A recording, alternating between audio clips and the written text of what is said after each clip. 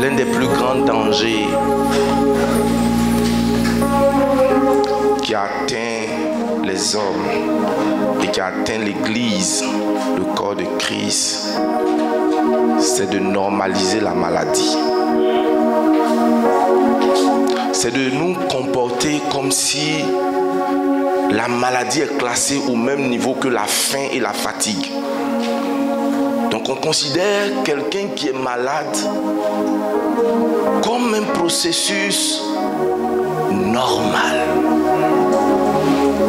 Et puisque nous considérons la maladie comme étant normale, nous agissons normalement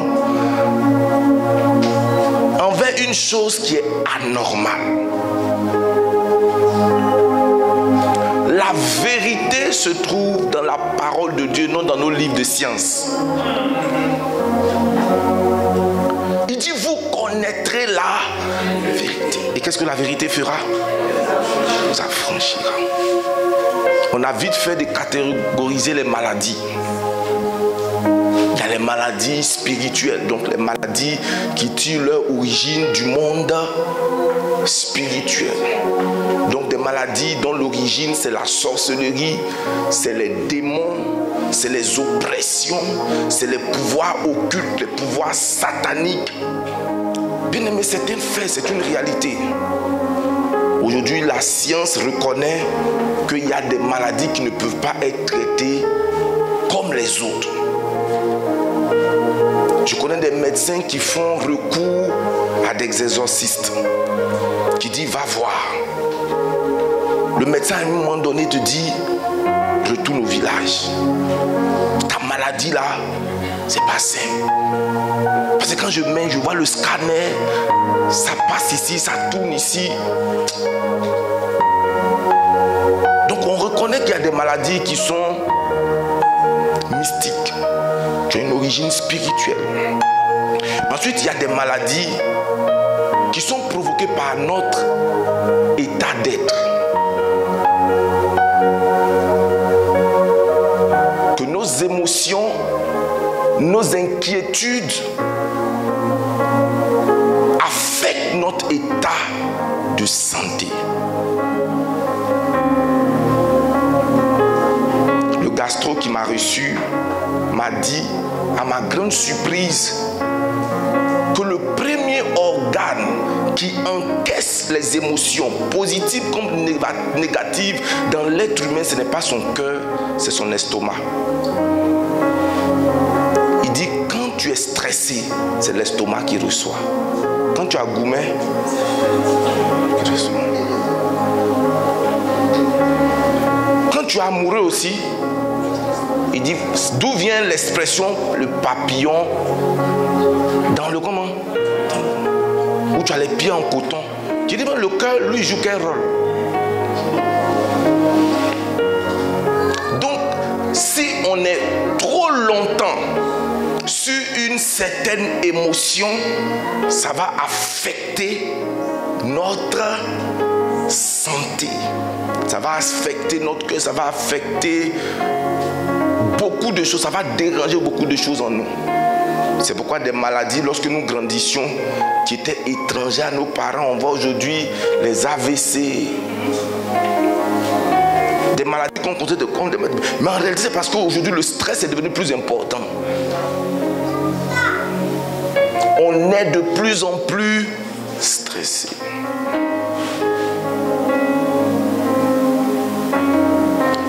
J'ai appris le mal qui a emporté mon frère à Kingbondi, il a eu un stress hémorragique, AVC hémorragique. Ça veut dire que quand il a eu AVC, ça crée hémorragie en même temps dans son cerveau.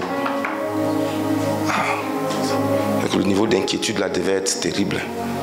Et AVC, moi je connais AVC qui tord-bouche, AVC qui change le visage, mais AVC où une veine éclate dans ton cerveau. Une veine. C'est ce qui est fréquent. Ah bon? Donc on ne voit pas sur le visage. On traite les mots. Ok. D'accord. Maintenant, il y a des maladies. On dit que ce sont des maladies comment? Naturelles. que c'est provoqué par des microbes. C'est provoqué essentiellement par des microbes. Mettons les microbes dans toutes leurs catégories. Mais bien aimé, quand on regarde l'analyse, je vais prendre chaque cas pour te montrer que la maladie n'a pas lieu d'être dans ton corps. Il ne faut pas normaliser ce que Dieu n'a pas rendu normal. La maladie ne vient pas de Dieu. Elle n'est pas de Dieu. Bon, tu n'as pas dit amen parce que ça paraît tout. Regarde. Tu vois, regarde comment nous sommes constitués. La manière dont Dieu a manufacturé, fabriqué notre corps. Notre corps est fait de telle enseigne qu'aucun corps étranger ne doit vivre et survivre dans notre corps.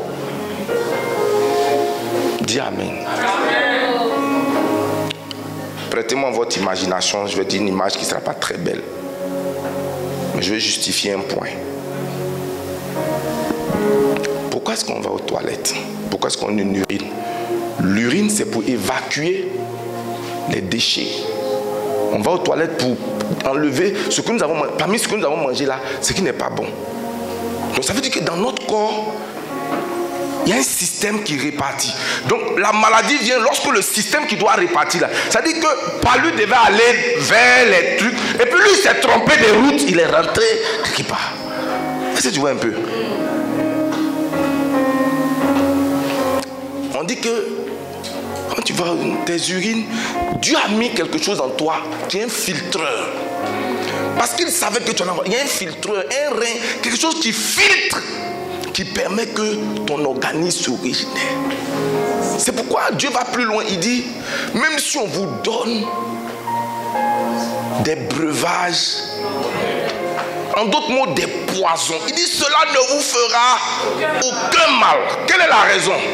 Il a mis dans ton corps, dans ton système, quelque chose qui répartit ce dont tu as besoin et de ce dont tu n'as pas besoin. Donc, tu ne réfléchis même pas à ça.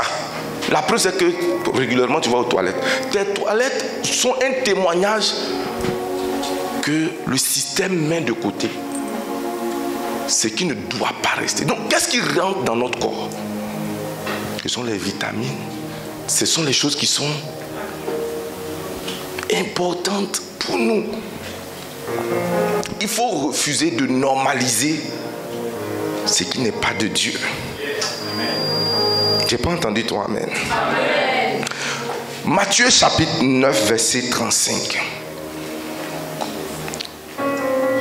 Si ton corps, tes yeux ne fonctionnent pas bien, aujourd'hui vont retrouver leur fonctionnement normal. Est-ce qu'on peut lire ensemble? Jésus parcourait toutes les villes et les villages, enseignant dans les synagogues, prêchant la bonne nouvelle du royaume et guérissant certaines maladies. Guérissant toute maladie et toute infirmité. Et la Bible dit que le Fils de l'homme est apparu afin de détruire les œuvres. Donc si la maladie faisait partie des œuvres du diable, Jésus a donc combattu contre Dieu. Ok. Jésus est venu pour détruire les œuvres du diable. Acte 10, 38. Mettons Acte 10, 38.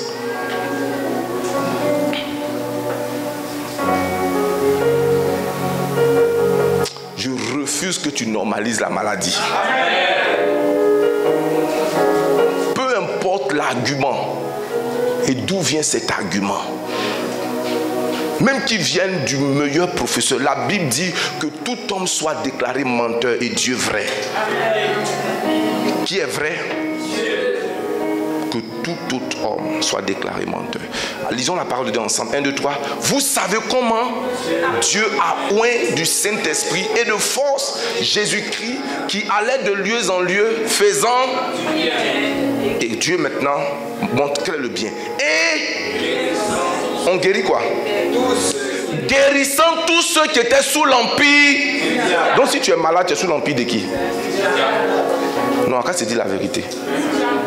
On dit il était loin, il allait de lieu en lieu faisant du bien, guérissant ceux qui étaient sous la première des choses qu'il faisait. Il guérissait ceux qui étaient sous l'empire du diable. Jean chapitre 6, le verset 2. Je ne sais pas quelle partie de ta vie est sous l'empire du diable, mais il va lâcher prise. Oh, je dis qu'il va lâcher prise. En fait, c'est parce que tu joues et le diable est content quand tu prends ses œuvres comme venant de Dieu. Même si Dieu veut te punir, il ne va pas te punir à la maladie. Non, dis amen bien. Cette histoire où tu as des problèmes de peau, des problèmes de rein, des problèmes avec ton appareil génital, des problèmes avec tes yeux, des problèmes, tu dors à gauche, ça te fait mal. Tu dors à droite, ça te fait mal. Tu dors sur le dos, ça prend fin au nom de Jésus. Oh, j'ai pas entendu. Une grande foule suivait. Quelle est la raison? Parce qu'il voyait les miracles qu'il opérait sur qui?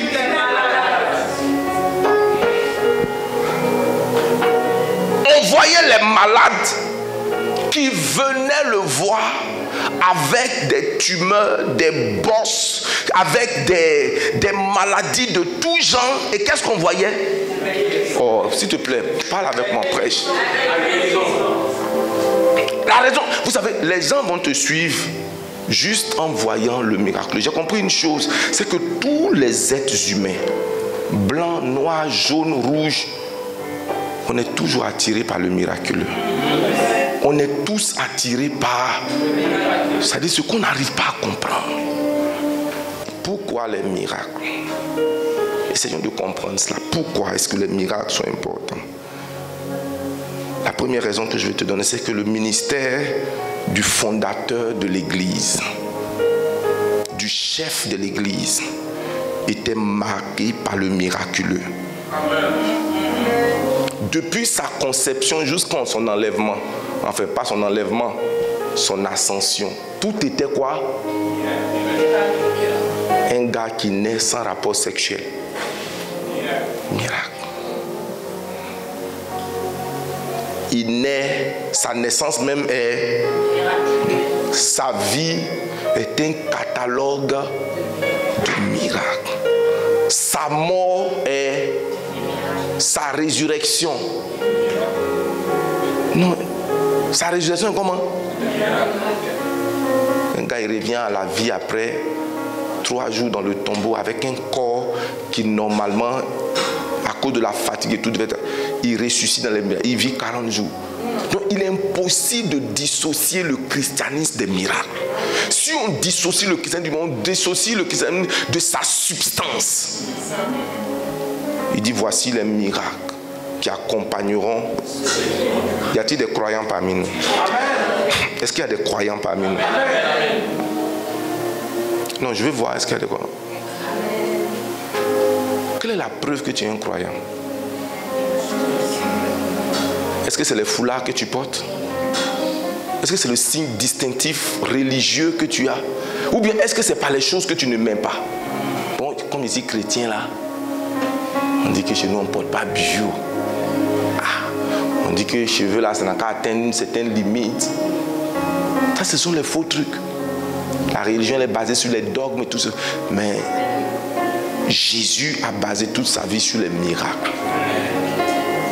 Matthieu chapitre 4, versets 23 à 24.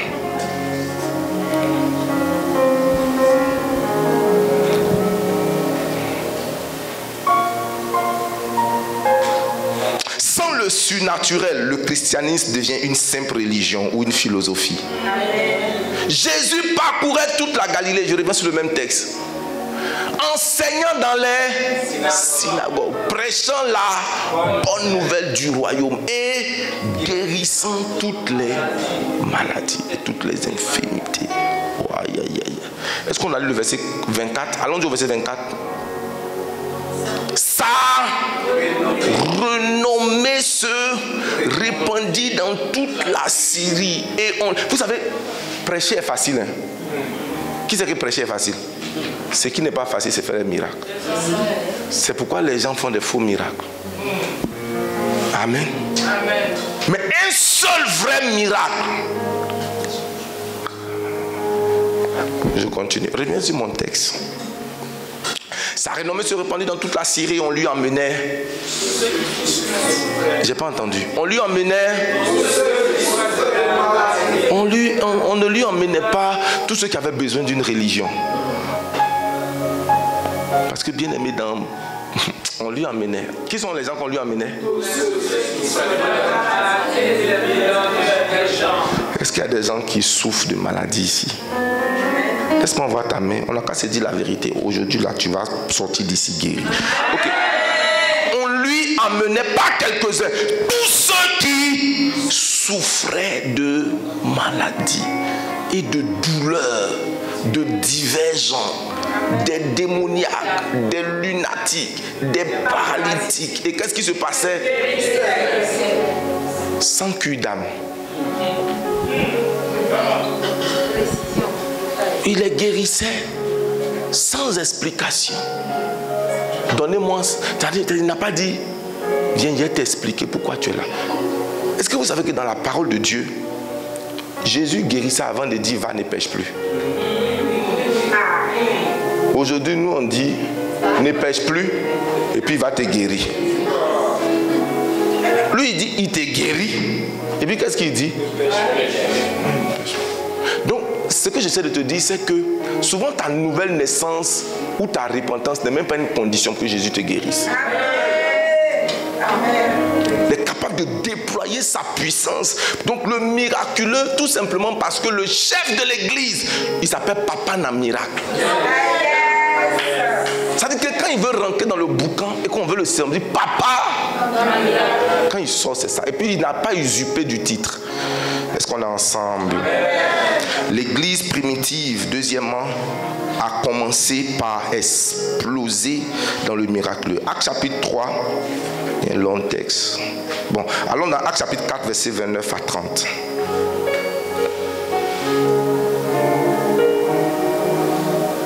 Pour ceux qui écrivent, écrivez que le christianisme biblique est la vie de Christ manifestée dans l'homme.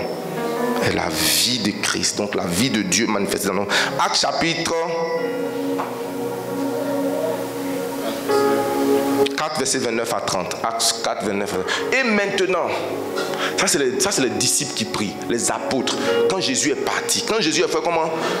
Parce qu'on aurait pu dire non, c'est parce que Jésus était là qu'il y avait les miracles. C'est parce que Jésus était là que les gens étaient guéris. Mais la Bible dit que Jésus est mort, le gars est parti. Il les a laissés seuls. Maintenant il dit, et maintenant Seigneur, vois leur menace et donne à tes serviteurs d'annoncer ta parole avec une pleine assurance. Verset 30. Et en étendant quoi? Pas notre main, mais ta main. En étendant ta main, pour qu'il se fasse des guérisons. Deuxièmement, troisièmement, prodige. Mais un prodige est au-delà d'un miracle. En fait, tout ça c'est progressif. Une guérison, c'est pas un miracle. Mais un miracle, c'est plus qu'une guérison. Et un prodige, c'est plus qu'un miracle. Mais aujourd'hui, au Seigneur, étends ta main afin qu'il se produise par le sein de ton Saint serviteur. Est-ce qu'on peut le verset 31 si c'est pertinent? Gloire à Dieu. Les miracles révèlent le Dieu vivant face au faux Dieu. La foi. L'homme a été créé pour le surnaturel. Adam et Ève furent créés pour collaborer avec Dieu. L'homme a une soif innée du miraculeux. L'homme a une soif innée de quoi? Du miraculeux. Tout ce qui relève du miraculeux intéresse l'homme. Bien aimé, j'ai vécu dans un pays prétendument musulman. Mais j'avais ma voisine du bas. Qu'elle était malade. Patrick, est-ce que tu peux venir prier pour moi? Bien aimé, je priais pour la main, elle était soulagée. Le jour où je me suis trompé, je lui ai offert le livre de Pasteur Moussa Kone, moi fils du Mam, sur la bonne voie. Elle a dit, Patrick, et viens plus chez moi. Tu veux dire que l'islam il est faux? J'ai dit, maman, tu as besoin de miracles. Elle dit, je préfère mourir dans ma maladie. En fait, ce que j'essaie de dire, c'est que la soif du miraculeux dans chaque être humain est la voie vers Dieu. Et nous sommes l'ambassade de Dieu sur la terre. J'ai dit, nous sommes l'ambassade de Dieu sur la terre. La foi est la clé pour les miracles. Les miracles ne sont pas optionnels. Les miracles ne sont pas comment? Ils sont la marque de Jésus-Christ. C'est le sceau d'un christianisme authentique. Le sceau d'un christianisme comment? Authentique, ce sont les miracles. L'expression du plan original de Dieu pour l'homme. Sans eux, la foi devient une religion morte. Il y a une urgence de miracles. La maladie, les infirmités, l'inconfort, les douleurs et tout ce qu'on a cité là. Bien aimé, si tu les vis aujourd'hui, c'est le signe que plus que jamais, il y a une urgence de voir la main, le pouvoir et l'autorité du Christ et de son règne dans ta vie. Ce soir même, cette maladie prend fin. Pourquoi ton amen n'est pas né de nouveau? J'ai dit, ce soir même, cette maladie prend fin. Quand la foi biblique est exercée, on a des résultats bibliques. Amen. Non, non pas la motivation. Mais quand la foi biblique est suscitée, on a des résultats comment? Bibliques. Or, la foi est une ferme assurance des choses qu'on espère. Une démonstration de celles qu'on ne voit pas. L'apôtre Paul dit, ma parole et ma prédication ne reposaient pas sur les discours persuasifs de la sagesse humaine, mais sur une démonstration d'esprit et de puissance. Afin que votre foi soit basée non sur la sagesse des hommes, mais sur la puissance de Dieu. Les messages que nous donnons du haut de la chair produisent le type de chrétien que nous avons, que nous devenons. Mon but ce matin, enfin cet après-midi, c'est de susciter dans ton cœur la foi pour le miracle, la foi pour la guérison, la foi pour la guérison. Le manque de miracles aujourd'hui dans nos vies et dans l'église vient souvent des traditions religieuses qui étouffent la parole de Dieu. Matthieu chapitre 7, verset 13. Marc chapitre 7, verset 13. Aucune activité religieuse ne produit des miracles sans la foi. Il dit, annulant ainsi la parole de Dieu par votre tradition que vous avez établie. Et vous faites beaucoup de choses semblables. Souvent, on crée des théologies pour justifier notre manque de foi. Que le Seigneur te guérisse. J'ai dit que le Seigneur te guérisse. Au nom puissant de Jésus. 5 choses à savoir. Et je finis. Je ne vais pas durer là-dessus. Dieu est dans le business de guérir son peuple. Qu'est-ce que j'ai dit? C'est un business qui est cher à son cœur parce qu'il ne supporte pas la souffrance. Il n'aime que ce soit une petite, moyenne, grande détresse. Dieu ne veut aucune souffrance dans ta vie. Exode chapitre 13. Vous savez, l'une des raisons pour lesquelles Jésus guérissait, la Bible dit, quand il arrivait, il était rempli de compassion. Et qu'est-ce qui provoque la compassion? C'est une souffrance. Souvent, quelqu'un peut être méchant, mais comme il souffre, tu as compassion. Donc Jésus, quand il voyait la souffrance, il était rempli de compassion et il apportait la guérison. Exode chapitre 15, verset 26. De même que nos cultures, notre tradition ont normalisé la maladie, je vais normaliser la guérison dans ton cœur. Je vais faire comment? Normaliser la guérison. Jésus nous dit que la guérison, c'est le pain des enfants. Es-tu un enfant de Dieu? Amen. C'est ton pain. Amen. Il dit, s'ils écoutent attentivement la voix de l'Éternel ton Dieu, si tu fais ce qui est droit à ses yeux, si tu prêtes oreille à ses commandements et si tu observes toutes ses lois, je ne te frapperai d'aucune maladie dont j'ai frappé les Égyptiens, car je suis l'Éternel. Qui est l'Éternel? Et Malachie chapitre 3, le verset 6 dit qu'il est le Dieu qui ne change pas. Ce qu'il a fait hier, il le fait encore aujourd'hui. Hébreux chapitre 13, verset 8.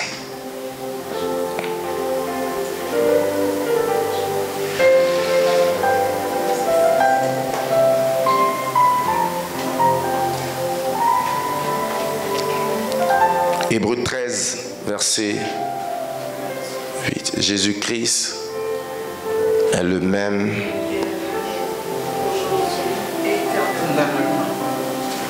Donc partout où Jésus est, il démontre les mêmes choses. Et s'il est présent parmi nous, il se fera voir. Il se fera voir par ta guérison. Au nom puissant de Jésus. Jésus a ordonné à ses disciples de guérir les malades. Qu'est-ce que Jésus a ordonné? Sommes-nous des disciples? Alléluia. Matthieu chapitre 10, verset 1 à 8 pour ceux qui notent. Jean chapitre 8, verset 31. On peut lire ça au moins. Jean chapitre 8, verset 31.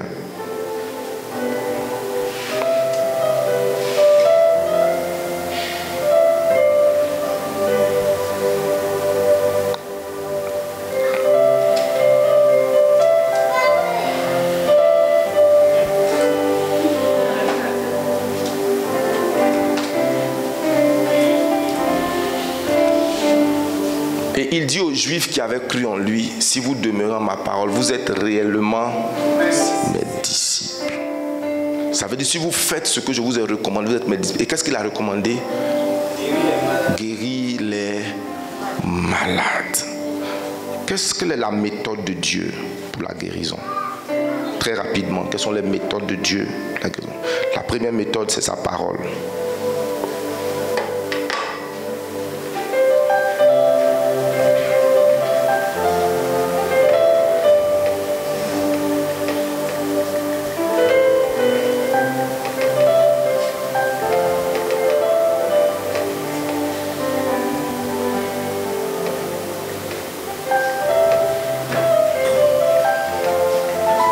La parole de Dieu est le convoyeur de la puissance de Dieu.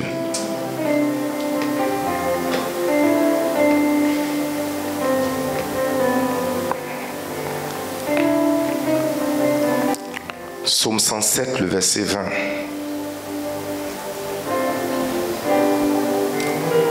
Psaume 107, le verset 20.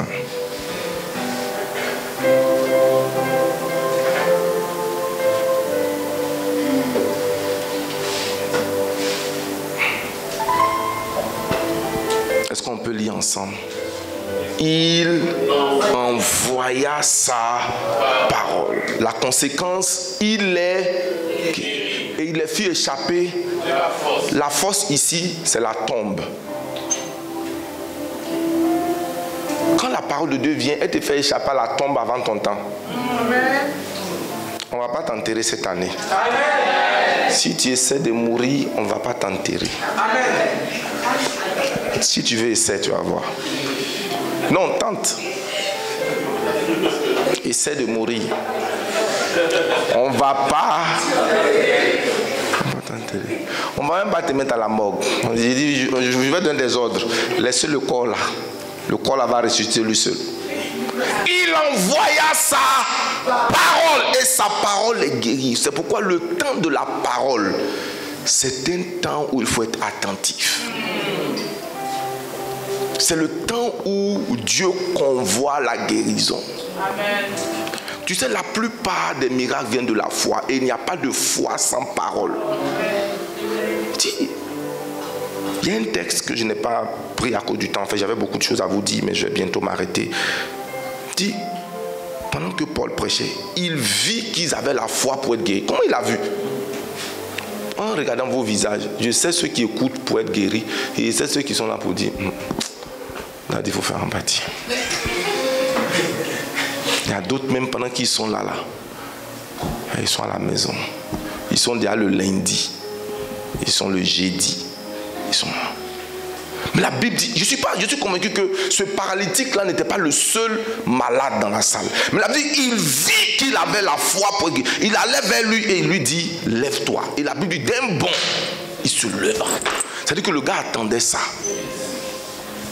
Qu'est-ce que tu attends? Est-ce que tu prends la parole de Dieu comme juste un enseignement de plus? Juste un enseignement facultatif. De toute manière, ils sont dans son devoir. Ça fait partie du déroulement du culte. Bon, on fait la prière d'ouverture, après la prière de la louange, après la prière de quoi encore? On fait les hymnes, après les hymnes, on fait prière d'attente. Et surtout quand tu as un nouveau qui vient. Attends, je te dis. Après ça, on fait prière d'attente. Après l'attente, on fait l'adoration. Après l'adoration, Daddy va venir. Daddy, il est bien, il prêche bien. Tu vas voir, notre pasteur, il est impressionnant. C'est impressionnant. C'est-à-dire qu'on est venu... La routine d'un devoir religieux. Ce n'est pas mauvais.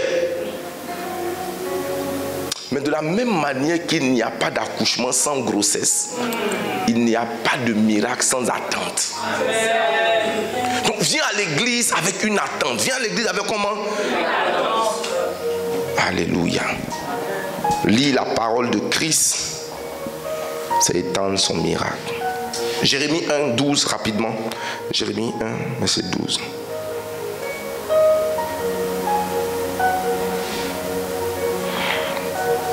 Jérémie 1, verset 12. Et l'Éternel me dit, tu as bien vu, car je veille sur ma parole pour l'exécuter. Il dit, je ne suis pas un homme pour mentir, ni le fils de l'homme pour me repentir. Ce que je dis, ce qu'il a dit, ne le fera-t-il pas? Donc, Dieu ne fait que ce qu'il a dit. Écoute-moi, non. Dieu fait quoi? Donc, s'il n'a rien dit, il n'a aucun engagement. Et parce que tu entends sa parole, tu engages sa responsabilité. Et il te guérit au nom puissant de Jésus. Ésaïe 55, verset 11. Un texte très puissant. Ésaïe 55, verset 11.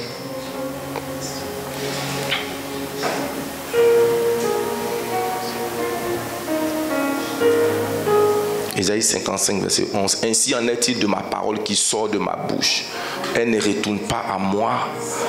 Les effets de la parole de Dieu, c'est ta guérison. Et sans avoir exécuté ma volonté et accompli mes desseins. Alléluia. Ézéchiel chapitre 12, verset 25. Écoute-moi, Dieu ne sépare jamais sa puissance de sa parole. Qu'est-ce que Dieu ne fait pas? Quand tu es malade, c'est le moment d'écouter la parole de Dieu. À la maison, laisse la parole de Dieu, que ce soit la Bible audio, dors dans un environnement de la parole de Dieu et tu seras surpris à quel moment ce mal aura disparu. La parole de Dieu guérit. Et toute foi qui s'appuie sur la parole de Dieu apporte la guérison. Deuxièmement, par imposition des mains. L'imposition des mains est la méthode de Dieu pour nous guérir. On peut retrouver le texte en Marc chapitre 16, vers la fin. Aïe.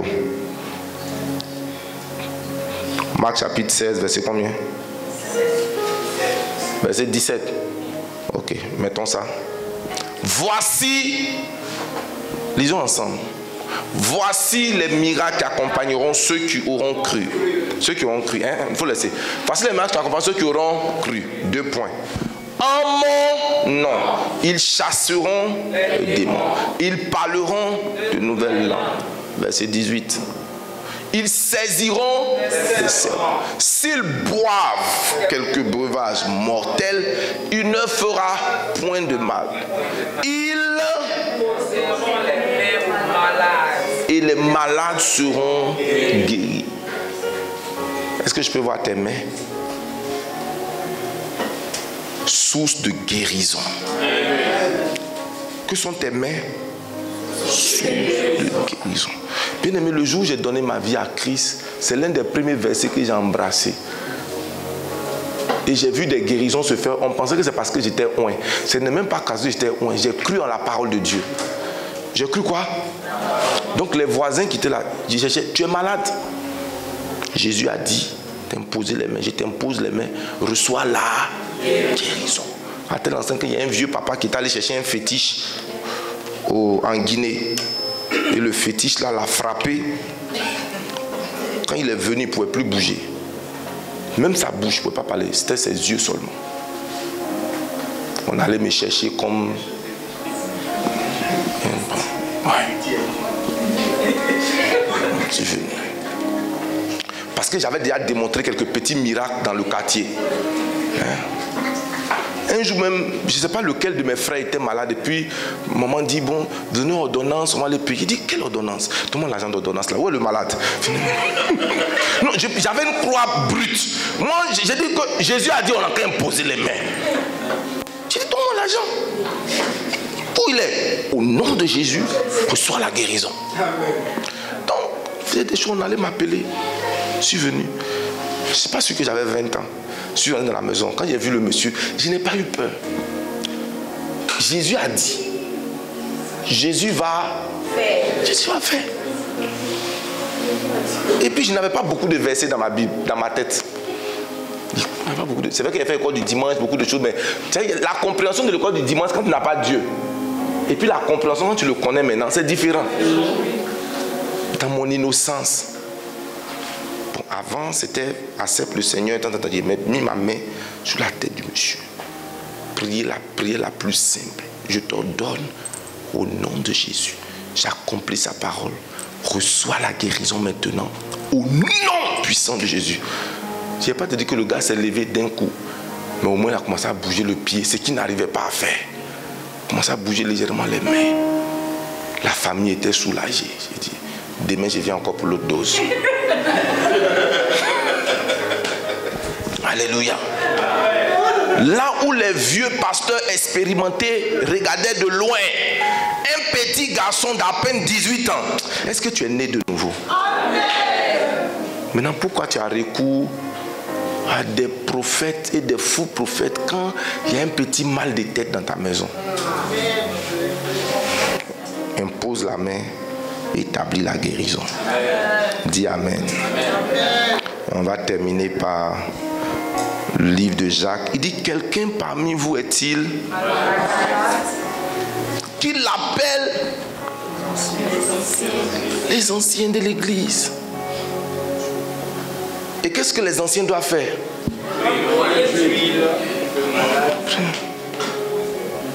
Et la Bible dit quoi? S'il a commis des péchés, les péchés lui seront pardonnés. Je soupçonne que c'est par la porte des péchés là que la maladie a dû rentrer. Non. Bon. En fait, ce que j'aime avec l'application de l'huile d'onction, c'est que docteur, l'huile d'onction donne un avantage. Il brise certains protocoles. Normalement, tu dois prier, demander pardon, demander faire ci. Mais quand l'huile vient, qu'est-ce qu'il fait? Il dit, s'il a commis des péchés, il est dispensé de repentance à cause de l'huile d'onction. Parce que si ça exigeait qu'il se répande pour être guéri à cause de l'application de l'huile. Quelqu'un parmi vous est-il malade? Il dit qu'il appelle les anciens de l'église. Souvent, toi, tu es malade, tu n'appelles pas, c'est les malades, les anciens qui n'ont qu'à venir se rendre compte, deviner que toi, tu es malade. La Bible n'a pas dit ça. La Bible dit qu'il l'appelle. Bien-aimé, appliquons. Ça veut dire que même que si tu es malade et puis je viens sans que tu m'aies appelé, peut-être que je n'ai pas obéi à la parole de Dieu. Quelqu'un parmi vous est-il malade? Que les malades, que les anciens aillent le voir. Non. Il n'a qu'à prendre son téléphone. Il n'a qu'à se débrouiller. Il n'a qu'à les appeler. Qu'il appelle les... Le mot ancien ici voulait dire dirigeant. Ne veut pas dire forcément les vieux. Amen. Qu'il appelle les anciens de l'église. Et que les anciens fassent comment? Ça veut dire même que les anciens au pluriel veut dire que les anciens, lui seulement là, ça ne doit pas être une seule personne. Ça doit être plus qu'une personne. Les anciens. Ah, il faut qu'on soit les. Ok. Que les anciens prient pour lui Pas simplement. Mais pendant qu'il prie pour lui là, faut pas ils vont faire doucement. Donc à verser huile sur lui. Allons-y. Que les anciens prient pour lui en noyant d'huile. En quel nom? Conséquence. Verset 15. La prière de la foi chrétien. Au milieu de vous, ça veut dire que c'est un chrétien qui est malade. La prière de la foi sauvera le malade. Le Seigneur, qu'est-ce que le Seigneur fera? Et vous savez que la prière de la foi là, qui prie? Donc ce n'est même pas lui sa foi. C'est la foi des anciens. Lui sa foi est déjà à un niveau qu'il est malade. Donc la foi des anciens vient au secours de sa foi. La prière de la foi sauvera le malade. Et le Seigneur au cas où, s'il a commis des péchés, les péchés lui seront pardonnés. Processus qui est court comme ça. Tu développes de la rancœur parce que tu ne veux pas prendre ton téléphone pour dire ça ne va pas. Venez. Et tu te fâches contre ceux qui ont la solution, les anciens. Ce soir, tu vas recevoir la guérison. Au nom de Jésus. Est-ce qu'on est ensemble? Nous allons prier.